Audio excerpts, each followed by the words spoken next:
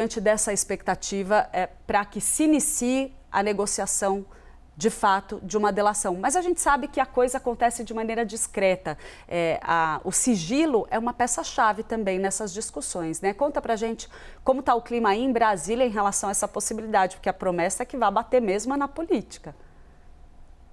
É isso, desde que o caso foi revelado. A política não dorme aqui em Brasília. A gente já entrou num lugar comum ao dizer isso, né, Clarissa, Theo e você que nos acompanha aqui no live. Claro que alimenta a expectativa em torno de um processo de colaboração premiada, mas acho importante a gente dizer também que não tem nada definido. Essa troca, ela é muito importante, o doutor Juca está tomando pé, então, da defesa de todo esse processo que correu até aqui. Ele é um advogado muito experiente.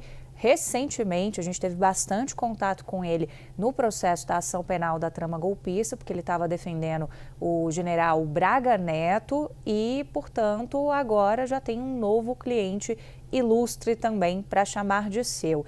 E ele tem uma experiência também, considerando esses processos de colaboração premiada, porque era ele quem estava ao lado de Léo Pinheiro na Operação Lava Jato, o empreiteiro da OAS, então foi ele que cuidou desse processo. Essa expertise, claro, pode ajudar em muito nesse processo, caso for este caminho, caso seja interessante. De um lado, para Daniel Worcaro, que, na minha leitura, vai topar uma delação premiada se não tiver nenhuma outra saída, se encontrar realmente o 100% encurralado, e do outro lado, para que seja interessante também para quem for firmar este acordo de colaboração premiada. A gente tem as possibilidades via Polícia Federal, via Ministério Público também, e ele tem que oferecer mais do que se sabe até aqui, né? Tem que dar fornecimento ali de conteúdos que possam chegar a ideais de mentoria também em relação a tudo aquilo que estava debaixo do nariz dele no comando do Banco Master. Então, são essas as expectativas que se tem. E vou me apegar também, Clarissa, a uma palavra que você usou, que foi discrição, porque aqui conversando rapidamente com a defesa, tentando já algum tipo de informação, a defesa vai adotar esse posicionamento de discrição. Já estou falando realmente do doutor Juca, que acabou de assumir esse caso do Master.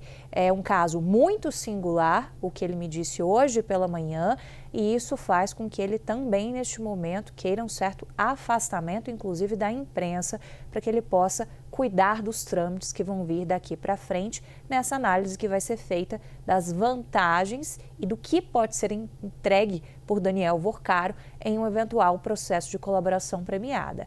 Mas que isso acabou gerando muitas expectativas aqui em Brasília, sim, com toda certeza, e do outro lado também fica uma apreensão no meio político sobre aquilo que Daniel Worcaro pode entregar da sua teia de relações com os três poderes. Agora, Theo, quando a gente olha para o envolvimento aí ou as menções ao Supremo Tribunal Federal nesse caso, a gente imagina que a polêmica possa ser grande no caso de uma delação. A apuração do Caio Junqueira fala aí em uma espécie de, não vou dizer blindagem, né, mas pelo menos um foco maior de Daniel Worcaro, então, nessa questão política, nas conexões políticas relacionadas ao caso Master. Como fica o clima dentro do Supremo Tribunal Federal, que tem um papel também importante, pode vir a ter um papel importante para selar, sacramentar uma delação? Exato, porque cabe ao Supremo validar uma delação premiada. E aí vai caber, nesse caso, ao ministro André Mendonça, do Supremo Tribunal Federal, que assumiu a relatoria desse caso há um mês, validar um eventual acordo de delação premiada. Eu acho que o ponto principal é entender com quem será fechado esse acordo de delação premiada, se com a Procuradoria-Geral da República, de fato, como se vem falando ao longo dos últimos dias, ou com a Polícia Federal. Os últimos que foram feitos e o grande acordo de delação premiada recente que foi fechado, que foi do Tenente-Coronel do Exército, Mauro Cid, foi fechado com a Polícia Federal, não com a Procuradoria-Geral da República. A PGR no passado já fechou uma série de acordos de delação premiada. Por que eu digo que é importante saber quem que vai fechar esse acordo, se a PGR ou se a Polícia Federal? há um entendimento de que a Procuradoria-Geral da República tem uma proximidade maior com o Supremo Tribunal Federal. Não sei se a sua apuração ou a do Caio Junqueira menciona isso. De fato, há, porque houve um apoio de ministros do Supremo à indicação do Paulo Gustavo Goné Branco lá atrás, na primeira vez em que foi indicado pelo presidente Lula e quando foi reconduzido ao cargo mais recentemente no ano passado pelo presidente da República.